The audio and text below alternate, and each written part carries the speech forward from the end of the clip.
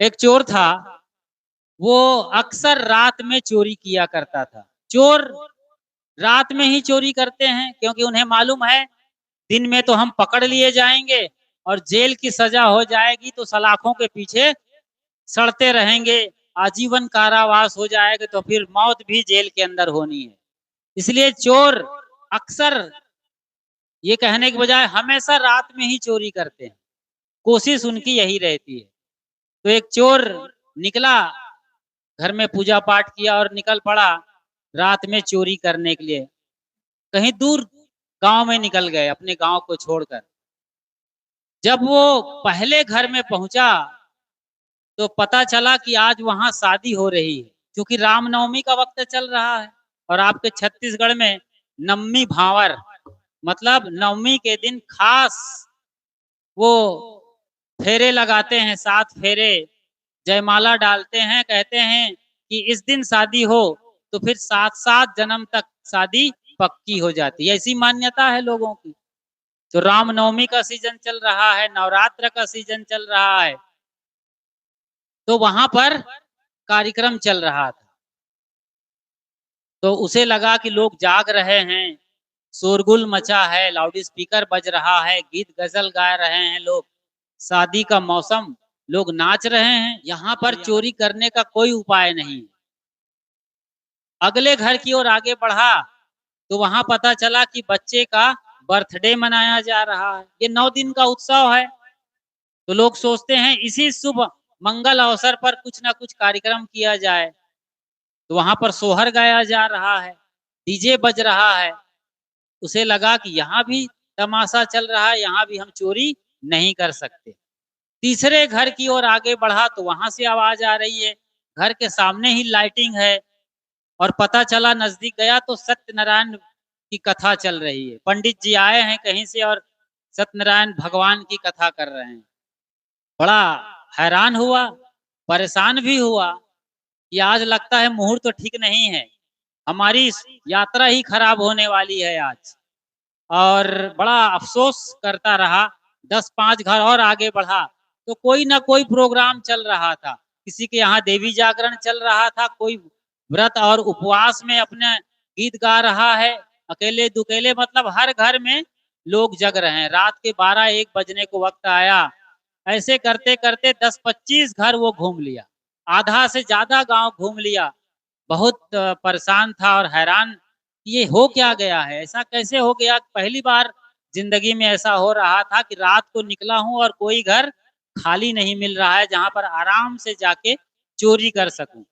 पूरा गांव घूम लिया, हर घर में कोई ना कोई जगह है, खटपट चल रही है, लाइटिंग है। चुपके से अंधेरे में चोरी किया जा सके ऐसा मौका और मौसम नहीं है।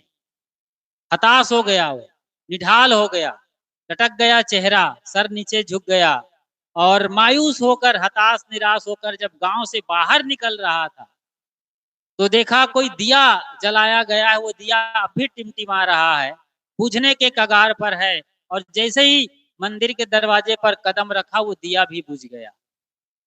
धीरे से हल्की सी रोशनी थी तो उस पर देख पाया वो, चांद की रोशनी पर, कि ये भगवान भोले भंडारी शिव शंकर का मंदिर है। तो काफी हताश था, रोए जैसा, रुआंसा हो गया था।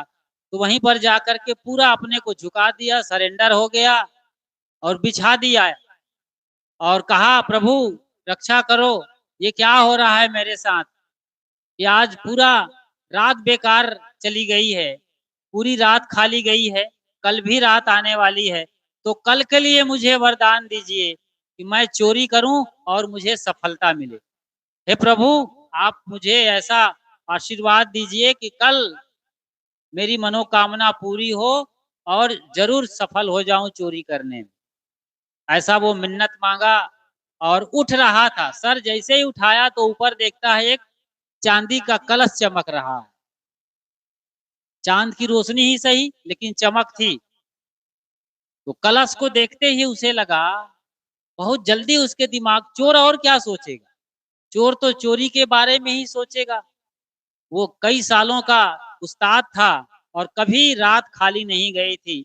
तो ये रात भी खाली न जाए, इसके लिए 4 बजे के आसपास का मौका था। जैसे ही प्रणाम बंदगी किया, सर झुकाया था भोले को, उसके बाद उठाया सर, तो इसे एक घंटा दिखाई दिया, चांदी का घंटा। बड़ा लालच आया। इंसानों के घर में तो सफलता नहीं मिली, आज भगवान के घर चोरी करते हैं। चोर के लिए सब बराबर है। गांव का चोर था, ईमानदार था और भोला भाला था। कहा कि ये तो मैं चोरी करूंगा। चोरी करते हैं इंसानों के घर में तो 2-4 दिन चलता है, इसमें तो पूरे महीने भर का राशन आ जाएगा। घंटा चांदी का था। लालच बढ़ गया और उचकने लगा पकड़ने के लिए, लेकिन चूंकि वो छोटे कद का था, नाटे कद का था, तो घंटा तक उसका हाथ नहीं पहुंच रहा था। अब बड़ा मतलब मिलते मिलते कुछ ना मिल पा रहा हो तो और बड़ी परेशानी और बड़ी तकलीफ, बड़ी पीड़ा होने लगी। आसपास देखा, वहां पर ना कोई कुर्सी, न टेबल, न मेज, कोई उपाय नहीं।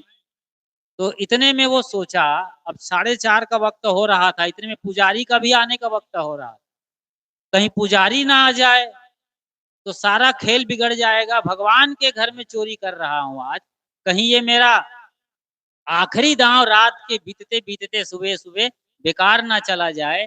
जल्दी में से क्या करूं, यही सोच रहा था। तो कुछ समझ में नहीं आया, तो जो शिव का चिन्ह था, शिवलिंग, उस पर ही चढ़ गया, पूरी तरीके से चढ़ गया। और घंटा पकड़ने ही वाला था कि एकदम रोशनी फैल गई। पुजारी जो दूर आ रहा था वो भी अवाक रह गया कि आज सवेरे सवेरे मेरे दिया जलाए बगैर, मेरे कलश प्रतिस्थापना के बगैर, अभी मैं फूल माला भी अपने कमंडल में लिया हूँ, अभी मैं प्रसाद भी नहीं चढ़ाया, बतासा भी नहीं चढ़ाया, अगरबत्ती दिया बत्ती, ये लाइट कैसे, वो भी एकदम अकबक में रह गया। और शिव प्रकट हो जाते हैं। शिव कहते हैं कि बेटा मांग लो वरदान आज। पहली बार कोई ऐसा भक्त मिला है जो पूरी तरीके से मेरे ऊपर आ गया है, मेरे कंधों पर, मतलब इतना आधार मुझे माना तुमने, मेरा आधार लेकर के अपना सब कुछ दांव पर लगा दिया है। आज तुम जो मांगोगे मुहमंगा वरदान मिलेगा। पंडित जी बिल्कुल पास में आ गए और आवाज सुनकर चिल्लाए कि प्रभु ये क्या हो रहा है, इतनी बड़ी नाइंसाफी। मैं पिछले 25 साल से आपके चौखट पर आ रहा हूँ। सबसे पहले बेलपत्र मैं चढ़ाता हूँ, दूध से नहलाता हूँ, चंदन लगाता हूँ और उसके बाद खीर पूड़ी बतासा जो मेरे घर में संभव है वो सब कुछ दे रहा हूँ, दान कर रहा हूँ। कपड़े की जरूरत पड़ी, कभी मैंने तांबे का ये लोटा, ये पीतल का, ये सब दिया, मतलब दौलत भी लुटाया, धन भी लुटाया, सब कुछ दिया, लेकिन आप मुझ पर कभी मेहरबान नहीं हुए, आज तक मेरे लिए प्रकट नहीं हुए। और ये चोर चोरी करने के इरादे से आया, ये चुराने वाला है घंटा। इधर चोर भी हैरान है, उसे भरोसा ही नहीं आ रहा है कि ये हो क्या रहा है। चोर को लगा कहीं ये थाने का दरोगा तो नहीं है जो शंकर के रूप में दिखाई दे रहा है। और उसने पूछ लिया, कहें कि आप दरोगा तो नहीं है, क्योंकि दरोगा से ही चोर का आमना सामना हुआ है। भगवान प्रकट हो जाए वो तो जिंदगी में सोच भी नहीं सकते थे। तो दरोगा बहुरुपिया बना के पकड़ने आया है, क्योंकि कई सालों से उसकी खोजबीन चल रही थी। वो इनामी चोर था और डाकू था। बड़ा अजीबो गरीब वहां पर मामला पड़ गया था। इधर पुजारी संकट में था कि मेरे लिए नहीं हुआ, और इधर चोर कह रहा है कि ये दरोगा आ गया है। अब भगवान भी पसोपेश में पड़ गए, मतलब क्या बोले और क्या ना बोले, वो भी असमंजस में थे। पुजारी की सुने कि चोर का सुने। तो चोर को कहा, बेटा मैं कोई दरोगा नहीं हूँ, कोई पुलिस का अफसर, कोई थाने से नहीं आया हूँ। मैं शिव हूँ, जिन्हें लोग भगवान के रूप में पूछते हैं, औघड़ दानी कहा जाता है मुझे। शिव शंकर भोले भंडारी हूँ, और आज तुम जो मांग लो, मांगना चाहो तो। फिर से टोका। फिर पुजारी ने कहा, प्रभु आप आए तो हैं, ठीक है, दर्शन हो गए, लेकिन आप बार बार चोर से कह रहे हैं। हम आपके साथ 25 साल से हैं, हमारे लिए कोई फिक्र नहीं। तब फिर शिव शंकर भगवान ने कहा, देखो पुजारी जी, आप आते हो 4 बजे, बिल्कुल सही बात, बेल पत्ता चढ़ाते हो, दूध से नहलाते हो, चंदन लगाते हो, माला से सजाते हो, भोग लगाते हो, खीर बतासा पूरी हलवा का। जरूरत पड़ने पर मंदिर का जीर्णोद्धार भी आपने किया है, ये हम लगातार देख रहे हैं। सब चढ़ाया, धन दौलत, रुपये पैसे, सोना चांदी, लेकिन पुजारी तुमने अपने को कभी नहीं चढ़ाया, अपने को सदा बचाया है, अपने अहंकार को बचा करके तुमने सब चढ़ाया है। लेकिन ये चोर, इरादा भले ही चोरी का हो, लेकिन इन्होंने अपने को पूरी तरीके से समर्पित कर दिया, मुझे आधार बनाया, मेरे कंधे पर चढ़ गया और कुछ भी नहीं सोचा, न मर्यादा, न लिहाजा, न डर, न भय, न चिंता, न फिक्र। ये पूरी तरीके से समर्पित हुआ है। ऐसा समर्पण जो करता है, ऐसा जो समर्पित होता है, उसके लिए ही मैं प्रकट होता हूँ। तुम पुजारी हो, इसमें कोई कसर नहीं। मन अच्छा है, दिल अच्छा है, लेकिन तुमने हर चीज के पीछे अपने अहंकार को बचाया रखा है। यही हो रहा है। आप भी बड़े भक्त हैं, बड़े पुजारी हैं, बड़ी पूजा करते हैं। सावन में पूरे सोमवार को जाकर के शिवलिंग पर लोग बेलपत्ती चढ़ाते हैं, चना दाल और चीनी की मिठाई प्रसाद बांटते हैं। कुछ लोग अंगूर सेब फल बांटते हैं, जो सीजनल फल है, नारियल है, ये सब वहां पर प्रसाद। कई लोग खीर, माँ बहनें मिन्नत मांगती हैं बेटे के लिए बहू मिल जाए, बहू आ गई है, बांझ है तो नाती पोता आ जाए। ये सारी चीजें हो रही है, लेकिन कोई ऐसा मिलता नहीं जो पूरी तरीके से समर्पित हो जाए। मतलब जो अपने अहंकार को भी समर्पित कर दे, अपने मन को भी छोड़ दे कि प्रभु तू ही संभाल, अब मुझसे कुछ भी ना हो सकेगा। साहब ने कहा है, सदगुरु कबीर साहब की वो प्रसिद्ध वाणी याद करिए, जिसे गांव का बच्चा बच्चा सुनता और समझता है। देश दुनिया में आज कबीर साहब की ये वाणियां प्रचारित हो रही हैं, प्रसारित हो रही हैं और यूनिवर्सिटीज में पढ़ाई जा रही हैं। क्या? जब मैं था तब हरि नहीं, अब हरि है मैं नाही, प्रेम गली अति सांकरी, जामे दो ना समाए। जब मैं था तब हरि नहीं, साहब कहते हैं जब मैं था, मैं मतलब अहंकार, मैं सेठानी हूं, मैं सेठ हूं, मैं सरपंच हूँ, मुखिया हूँ, मैं जेठानी हूँ, मैं देवरानी हूँ, मैं फलानी हूँ, मैं फलाना हूँ।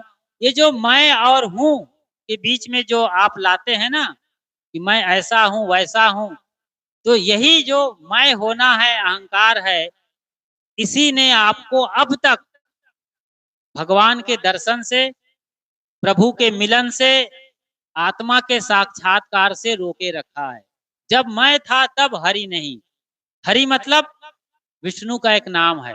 हरि मतलब जो हमारे अज्ञान को हरण कर ले, हमारे दोषों को हरण कर ले, ऐसे संत गुरुजन ही भगवान है। तो भगवान के मंदिर में जाएं या गुरुओं के आश्रम में जाएं, सदगुरु के दरबार में जाएं, अपने अहंकार को निकाल कर जाएं। ठीक वैसे ही जैसे मंदिर के पहले ही, मंदिर में प्रवेश के पहले ही आप अपने जूते और चप्पल को निकाल कर जाते हैं ना, कि चप्पल लगा के जाते हैं। क्यों बच्ची, तुम जाती हो चप्पल लगा के मंदिर? जाती है? नहीं जाती। देखो बच्ची को भी मालूम है, बच्चों को भी मालूम है कि मंदिर में जाएंगे तो चप्पल उतार के जाएंगे। लेकिन कितने ही बड़े पुजारी क्यों ना हो, कितनी ही बड़ी आप कोई व्रती, उपासक और प्रेमी क्यों ना हो, अपने को एकदम त्यागी तपस्वी मानते हो, आप में से चप्पल जूते तो उतारते हैं, लेकिन अपने को बड़ी पुजारी या बड़ी पुजारी या बड़ा पुजारी और बड़ी पुजारन कहने वाले लोग भी अहंकार को साथ में लेके जाते हैं कि मैं सबसे पहले पूजा करने आता हूँ, मैं सबसे बढ़िया पूजा करता हूँ, मुझे सबसे बढ़िया ज्यादा अच्छे तरीके से मंत्र याद है। मतलब हर जगह अहंकार।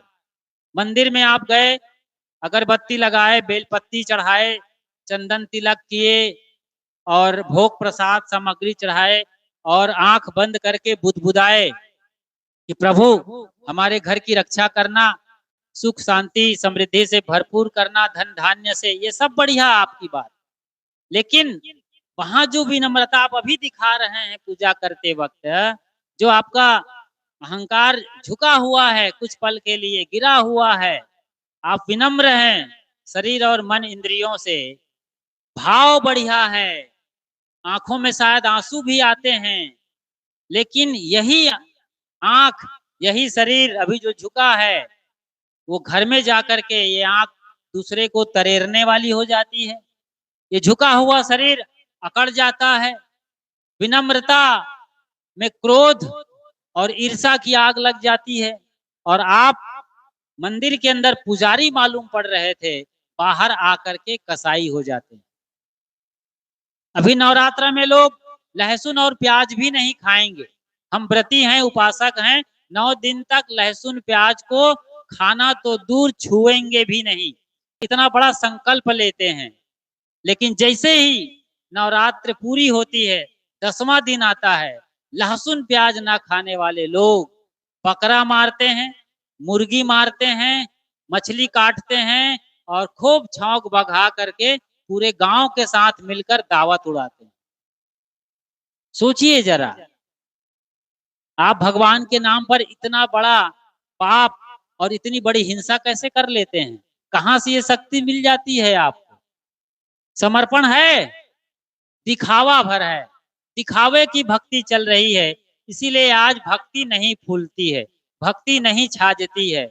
और आप सवाल करते हैं, साहेब गुरुजी हम तो सालों से दरबार में हाजिरी लगा रहे हैं, कोई रामपाल के यहाँ जा रहा है, कोई सतपाल जी महाराज के यहाँ जा रहा है, कोई दामा खेड़ा जा रहा है, कोई बुरहानपुर जा रहा है, कोई प्रयागराज जा रहा है, कोई मथुरा, काशी, बनारस, तो कुल मिलाकर के सब जगह यात्रा हो रही है, धार्मिक स्थलों में, पवित्र मंदिरों में। मुसलमान है तो वो अजान और नमाज के लिए मस्जिदों में जा रहे हैं, ईसाई लोग चर्च में जाके प्रेयर कर रहे हैं, प्रार्थना कर रहे हैं, और सिख वहां गुरुद्वारे के अंदर जाकर शबद कीर्तन गाकर अरदास लगा रहे हैं। लेकिन चूंकि अहंकार है भीतर, तो फिर आपकी भक्ति कभी नहीं फलने फूलने वाली है। भगवान को आपका समर्पण चाहिए, पूर्ण समर्पण, जहां मैं को मिटा दें। जब मैं था तब हरि नहीं, अब हरि है मैं नाही। जब मैं था तब हरि नहीं, अब हरि है मैं नाही। साहब कहते हैं, जब मेरा मन मर गया, मैं मिट गया, अहंकार को मैंने रगड़ कर, पीस करके, चूर चूर करके गंगा में बहा दिया, तो वहां पर भगवान प्रकट हो गए। ये मन तो निर्मल भया, जैसे गंगा नीर, पीछे पीछे हरि फिरे, कहत कबीर कबीर।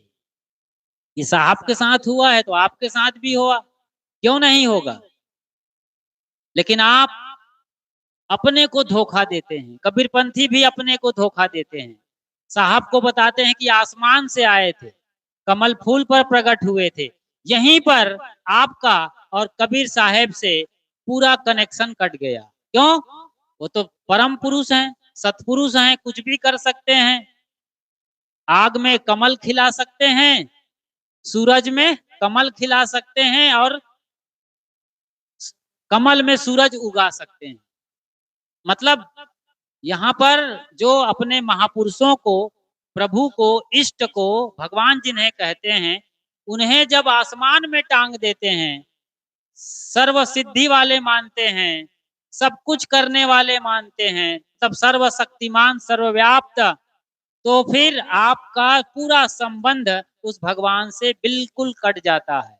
लेकिन कबीर साहब को ये कहें, अपने भगवान को ये कहें कि धूप ललाट के तरीके से जन्म लेते हैं, राम और कृष्ण तरीके से, राम और कृष्ण के जैसे जमीन पर आते हैं, ऊंचे कार्य करते हैं, महान कर्म करते हैं और भगवान कहलाते हैं। तो आपके भीतर भी संभावना बनती है। जब चोर के भीतर संभावना थी, चोर चढ़ गया और भगवान प्रकट हो गया स्वयं वरदान देने के लिए, अवघड़दानी, जिसने भस्मासुर को भी वरदान दे दिया था कि जिसके सर पर तुम हाथ रखोगे भस्म हो जाएगा। और खुद उसके जाल में ये भोला भाला आपका भंडारी शंकर भगवान फंस गए थे। वो तो अच्छा हुआ कि विष्णु ने मोहिनी का रूप लिया, नाच ऐसा किया कि अपने हाथ को ऊपर ले गई वो मोहिनी, और यहाँ पर हाथ रखने के बाद भस्मासुर को कहा कि तुम भी ऐसी नाच करो, इसी एक्शन में डांस करो, और उसने भी वही सेम एक्शन में डांस किया, वैसे ही नाच किया। तो भस्मासुर ने जैसे ही अपने हाथ सर पर रखा, खुद भस्म हो गया। तो ऐसे तो औघड़दानी भोले भाले हैं। तो ऐसा नहीं है कि ये अभी कथा खत्म होगी और आप सीधे शिव मंदिर चले जाएंगे और शिवलिंग पर चढ़ जाएंगे। ना ना ना ना, ये समझाने के लिए है। ये शिव पुराण की कथा है। गुण निधि नाम था उस चोर का। क्या नाम था? गुण निधि। और वो मांसाहार करते हुए, गलत दुराचरणों में पड़कर, गलत स्वभाव में पड़कर, गलत कर्म करने से भटक गया और चोर के रास्ते आ गया था। लेकिन बाद में कहा जाता है कि दूसरे जन्म में वही चोर गुण निधि, जो घंटा चुराने के लिए शंकर पर चढ़ गया था, अगले जन्म में कुबेर बनता है। कुबेर, धन कुबेर कहा जाता है ना, देवताओं का फाइनेंस मिनिस्टर, कोषाध्यक्ष कुबेर बना था। ये पुराणों की कथाएं हैं, हमें समझाने के लिए बनाया गया है। लेकिन हम तो चमत्कार को नमस्कार करने वाले हैं। जो सच है उसे कौन स्वीकारता है? आज 9 देवियों की, 9 दुर्गाओं की पूजा होने वाली है। जैसे शैलपुत्री, कुसमांडा और फलानी और ढेकानी, ऐसे 9 होते हैं। आप सब जानते हैं, अच्छी तरीके से पूजा खुद कर रहे हैं, लेकिन सीखते कुछ भी नहीं है। एक छोटी सी घटना बताऊं, कैसे नहीं सीखते हैं। अभी चैत का महीना चल रहा है, ये तो आज बादल आ गया है और दिल्ली में बारिश हुई है, इसलिए मौसम थोड़ा सा बदला है, वरना भीषण गर्मी होती, अभी पसीना से हम नहा रहे होते। तो ऐसे ही चैत के महीने में ये त्योहार आता है। इसी महीने में अक्सर गर्मी की वजह से चिकन पॉक्स होता है, छोटी माता बड़ी माता। तो हमारे पुरखे जानते थे कि ये रोग आएगा, फोड़े फुंसियां। तो अभी क्या करना चाहिए हमको? सबसे बढ़िया है, 1 महीना तक नीम की नई नई कोपलें आ रही है, नए बिल्कुल ताजे पत्ते जो बादामी रंग के हैं, हल्के से लाल हैं, उन पत्तों को 10-25 लेकर के सुबह सुबह चबा चबा के खा जाइए। आपको कम से कम साल भर ना कोई दाद जिसको बोलते हैं आप, और खाज, खुजली, खारिश, कोई चर्म रोग, फोड़े फुंसी नहीं होने वाले हैं। खून बढ़िया हो जाएगा। नीम ब्लड प्यूरिफायर है। तो ये हमें हमारे पुरखे बता गए हैं, और इसीलिए अभी नवरात्र में आप मंदिर के अंदर जाएंगे, घी और तेल के दीपक के बाजू में गेहूं का ज्वारा बोया गया है। गेहूं का ज्वारा समझते हैं? अलग अलग प्लेट पे लगाए होते हैं। ये काम आपको करना है। 7 प्लेट ले आइए, आज गेहूं बोइए, कल बोइए, परसों बोइए, और जब बड़ा हो जाए करीब 4-8 अंगुल का बीते भर का, तो काट करके मिक्सी में पेर करके पीजिए आप, एकदम ठंडा। चर्म रोग और जो टॉक्सिन है शरीर का, उसको डिटॉक्स करने के लिए बहुत बढ़िया है। सारे जो बीमारियों का जड़ है खून के अंदर, वो सब निकल जाते हैं। ये बताने के लिए कि आने वाली पीढ़ी यानी हम लोग कलयुग में ज्वारा का रस पीते रहें, उसे भगवान के साथ शीतला माई के मंदिर में, सहाड़ा देव के मंदिर में रखवाया गया। लेकिन हम लोग ठहरे कलयुग में, है तो बौद्धिक युग, लेकिन बुद्धू के बुद्धू, और ज्वारा बो करके 7 दिन उसके सामने छाती कूट कूट करके, झूप झाप करके, मतलब उल्टा सीधा चिल्ला करके, गाली बक करके, भगवान का नाम ले करके, सारा नौटंकी ड्रामा करके, आखिरी में मंदिर का कलश लेकर के, या फिर उस वक्त शारदीय नवरात्रि में दुर्गा मैया को ले करके ट्रैक्टर पे लाद करके, डीजे बाजा गाजा के साथ शराब पी करके, गाली गलौज करते हुए, फुहड़ गीतों में डांस करते हुए, कहीं डबरा में कहीं खोचका में दुर्गा को पटक करके चले आते हैं। ये सच्ची घटना है, मैंने कई जगह देखा है। ऐसे बदहाल करके बताइए, ये भक्त हैं? आप सोचो कि वाकई में आप लोग भारत के भक्त हैं अपने भगवानों के, क्या सचमुच में आप सनातनी हैं? सचमुच में आप हिंदू हैं? कैसे इसे कर लेते हैं? एक ज्वारा का पीना नहीं सीख पाए रस को, और कैसे भगत बन पाएंगे आप? सोचिए जरा। पूजा करने की चीज नहीं है, सीधी बात, पूजने की चीज नहीं है जेवारा, बल्कि उसके रस को पीने की चीज है। रस पीजिए आप। बाबा रामदेव जैसे जो आज हमारे बीच में आयुर्वेद के गुरुजन हैं, वो आज हमें बता रहे हैं, जबकि हजारों साल पुराना इतिहास है। तो इधर अहंकार को नहीं चढ़ाते, सर को हम अपने मन को बचा लेते हैं, अपने अहंकार को बचा लेते हैं, और मंदिर में जाने के पहले जूता उतार लेते हैं, लेकिन अहंकार को उतारना नहीं सीखे हैं। और उल्टे इसी अहंकार के चलते पूजना था अपने सिर को, काटना था अपने सिर को, सिर काटे भुई धरे, प्रेम न बाड़ी उपजे, प्रेम न हाट बिकाए, राजा प्रजा जेहि रुचिए। किसी को याद है आगे? आप लोग बोलिए। शीश दे ले जाए। साहब कहते हैं कि शीश मतलब गर्दन को काट करके रख दो। गर्दन काटने का मतलब अहंकार का विसर्जन। लेकिन आप लोग कितने बड़े चालाक हैं कि गर्दन काटना खुद का है, अहंकार का विसर्जन, खुद के अहंकार को सरेंडर कर देना है मंदिर में, प्रभु के चरणों में, गर्भगृह में या आश्रम में अपने गुरु को अपना दोष, दुर्गुण, कलुष, कसाय, गंदा मन सब कुर्बान कर देना है उनके चरणों में। अहंकार को गुरुजी तू ही संभाल, बस तू ही तू। जब मैं था तब हरि नहीं, अब तू है मैं नाही। मतलब अब तू ही है, मैं नहीं बचा, मैं तो मिल गया तुम में। लेकिन हम अपने को हमेशा बचा लेते हैं। और काटना था अपना गर्दन, कुर्बान करना था अपना अहंकार, छोड़ना था अपनी, कहना चाहिए अकड़ छोड़नी चाहिए थी, अपना द्वेष छोड़ना चाहिए था, अपना गंदा मन छोड़ना था, अपने मन के पाप और मैल को धोना था, अपने मन को काटना था, अहंकार को काटना था। लेकिन बढ़िया भारत चालाक बन गया और आज बड़े आराम से बकरा काट के चढ़ा देता है, बकरी काट के चढ़ा देता है। बकरा ने आपका क्या बिगाड़ा है भाई? बकरी ने आपका कौन सा सोना चांदी चुरा लिया? बकरा ने कौन सा एटीएम का वो पिन कोड या पासवर्ड याद कर लिया है जो कल जा करके आपका बैंक बैलेंस साफ कर देगा? क्यों बकरा मार रहे हैं भाई? मैं करता बेचारा जी रहा है पत्ती वत्ती खा करके। मछली तैर रही थी बढ़िया, उसको आप ला करके काट के खा रहे हैं मसाला भर भर के, और कहते हैं कि हम पुजारन हैं, पुजारी हैं। पशुपतिनाथ कहा जाता है भगवान शिव को, पशुपतिनाथ। मंदिर है नेपाल की राजधानी काठमांडू में, पशुओं के पति और उसके नाथ कहा जाता है। पशु कौन है? ये सब पशु परिंदे जो चार पैर के हैं, उड़ने वाले पक्षी हैं, ये सब पशु कहलाते हैं। आदमी के अलावा सारे जानवर पशु पक्षी कहलाते हैं। उनको काट के चढ़ा रहे हैं, वो भगवान उसके बाप हैं।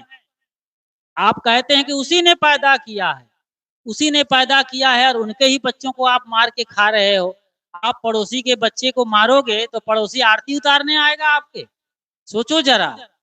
केवल डंडा मार दो तो, चांटे मार दो तो पूरा खड़ा हो जाएगा मोहल्ला में देखने वालों की भीड़, और लड़ाई शुरू हो जाएगी, हो हल्ला मच जाएगा। और कहीं मार दिए जान के सहित तो फिर कितने जन्म तक आप पड़े रहोगे? सालों साल कारावास होगा, छूटेंगे भी नहीं। खून का मामला है।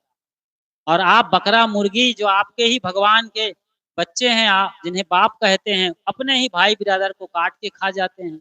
सोचिए जरा। चलो आप कबीरपंथी हैं, शायद ही यहाँ कोई बैठा होगा जो मांस मच्छी खाता होगा, लेकिन अहंकार कहाँ विसर्जित कर पाते हैं? कभी बहू अकड़ के खड़ी है कि मैं तो बड़ी घराने से आई हूँ, एमए बीए की डिग्री लेकर आई हूँ, नौकरी के लिए मैं तलाश कर रही हूँ, आशा कार्यकर्ता बन जाऊंगी या फिर और आंगनबाड़ी की हेड हो जाऊंगी। ठीक है, आप बढ़िया पढ़ाई करो तो एमबीबीएस करके डॉक्टर भी बन जाओ, लेकिन एक सास के लिए, एक ससुर के लिए तो आप बेटी ही रहोगी ना। बहू से अच्छा शब्द है बेटी। आप प्रेम दीजिए और बहू को बेटी बना लीजिए। ये दोनों तरीके से समर्पण चाहिए। आप अकड़े मत रहिए कि ये किसी घर की छोरी मेरे घर आ गई है और नौकरानी है, हमेशा मेरे को गरम रोटी, गरम पानी और गोली दवाई देती रहेगी। नहीं, उसकी भी अपनी मर्यादा है। नौकरी कर रही है, घर में काम करती है, खेत जाती है, पूरा घर संभाल, उनको भी मौका दीजिए। उन्हें भी आप कहिए, सम्मान से उन्हें पुकारिए। और सबसे बड़ी बात है दिल से लगा लीजिए बेटी समझकर। जैसे हमारे गुरुदेव जी अपने शिष्यों के अलावा भी कोई चेला पहुंच जाता था, छोटे कद का ब्रह्मचारी या कोई साधु पुरुष, तो उनको भी अपने छाती से लगा लेता था एकदम। वो नहा के आया है नहीं आया है, किस जाति और किस बिरादरी का है, कोई मतलब नहीं। और जिस क्षण गुरुदेव जी अपने छाती से हमें लगाते थे, अपने में भर लेते थे बाहों से, लगता था जैसे कोई स्वर्ग मिल गया है, सतलोक में है, एकदम आनंद मगन हो जाता था कोई भी, इतनी ऊर्जा से। तो ऐसे प्रेम प्यार क्यों नहीं करते हैं? पत्थर के देवता जो हालता ना डोलता ना बोलता ना चालता, ना आशीर्वाद देगा ना कुछ नहीं, उसे आप भगवान कहते हैं। और घर में जो जीवित बहू है, बेटी है, माँ बाप हैं, सास ससुर हैं, देरानी जेठानी है, उनको कलमुही बोल रहे हैं, करमजली बोल रहे हैं, कलयुगी बोल रहे हैं, और न जाने और उसका खटिया रेंगा रहे हैं, रोना पार रहे हैं। जो जिंदा है उसके साथ प्रेम नहीं है, मुर्दा पत्थर से क्या प्रेम कर पाएंगे आप? ये कैसी भक्ति चल रही है इस देश में। और इतना बढ़िया नवरात्र है, 9 दिन तक अपने अंधेरे को, नवरात्रि मतलब 9 दिन का या नवरात्रि का अंधेरा, काम के क्रोध लोभ मोह मद माया मत्सर ईर्षा राग द्वेष, ये सब काले पक्ष हैं, अंधेरे हैं। इसमें उल्लू जैसे चोर जीते हैं, कपटी लोग जीते हैं, शकुनी जैसे लोग जीते हैं, मंथरा जैसे लोग जीते हैं इसमें। तो आप शकुनी मंथरा मत बनिए, कंस मत बनिए, रावण मत बनिए। राम की पूजा करते हैं, काम रावण का करते हैं। घर घर में देख लो ना, कैसे बेटे आज रावण हो गए हैं अपने ही बाप के लिए, भाई के लिए तो है ही, कंस हो गए हैं, अपने ही बच्चों को मार रहे हैं, पीट रहे हैं, नशा शराब में डूबे हुए। तो कंस रावण बने रहेंगे, हिरण्यकश्यपु बने रहेंगे आप लोग, तो आपके घर में कब ध्रुव प्रहलाद पैदा होने वाले हैं? कब मीराबाई पैदा होगी आपके? कब सबरी आने वाली है? नहीं आएंगे। कब आएंगे? जब आप समर्पित हो करके, अहंकार त्याग करके, सदगुरु संतों के चरणों में बैठ करके सच्चे ज्ञान को सीखना शुरू करेंगे, समझना शुरू करेंगे। और जो पंडाल में बात होती है, सत्संग में बात होती है, उसे गांठ बांध कर, अचरा की गांठ नहीं, हृदय में गांठ बांध करके ले जाना है। अभी तक तो आप सर में रख लेते हैं बात को, गाली मिलेगी उसको हृदय में बांधते हैं, गाली देता है कोई उसको यहाँ बांधता है, और सत्संग की बात को यहाँ रख करके इस कान से सुन के इस कान से निकाल देता है। बताइए, गाली को कान में लीजिए, आ गई सुनना ही पड़ेगा, चिल्ला रहा है बक रहा है, इस कान से निकाल दीजिए। और अच्छी बात ज्ञान की बात को यहाँ दिल में गांठ बांध लीजिए। दिल में खोज दिलही माँ खोजो, है करीमा रामा। तो राम रहीम करीम और सारे भगवान यहाँ बैठते हैं। राम रमे ते कुकरी के पूता साहब ने कहा है कि कुत्ते के पिल्ले में, मछली में, बकरा में, मुर्गी में, अंडा में वही प्रभु राम रमे हुए हैं। वो जो सत्ता है, जीव है, परमात्मा है, वही राम है। तो आप कैसे काट के खाते हैं? पाप के भागीदार ना बने। नवरात्रि में अपने को जगाना है, खुद को प्रज्वलित करना है। बाहर दिया जलाना बहुत आसान है, मन का दिया जलाइए। अंदर कलश बैठाते हैं मंदिर में, ठीक है, अपने भीतर के ज्योति कलश को बैठाइए, भीतर जलना चाहिए। ज्ञान का प्रकाश हो, ज्ञान से भरपूर हो, आपका जीवन दिव्य और भव्य हो। और ये जो लोग जिनके यहाँ आयोजन है, राधा साहेब, लता साहेब और भागवती साहेब, भगवती साहेब माफ करिए, ये तीनों बहनें साध्वियां, और इनकी और बाकी के बहन यानी कुल मिलाकर 8, और इनका भाई कपिल 9। ये नवरात्रि को पूरा करने वाला घर है, ज्ञान का दिया जला रहे हैं। आप सब आमंत्रित हुए हैं, बढ़िया मौका है। और सत्संग से अपने को आलोकित कर, प्रज्वलित कर अपने जीवन को धन्य करें। इन्हीं शुभ भावनाओं के साथ बोलिए सदगुरु कबीर साहेब की जय।